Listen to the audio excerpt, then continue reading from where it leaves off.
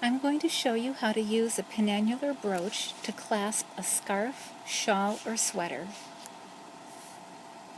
Open the brooch,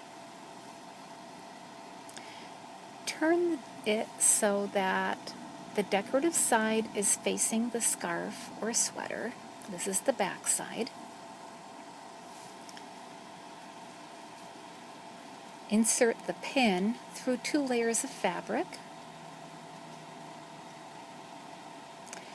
Now flip the body of the brooch over so that the opening meets the pin, and push up on the pin a little bit. You've got a bite of fabric there. Now turn the body of the brooch and your scarf is fastened.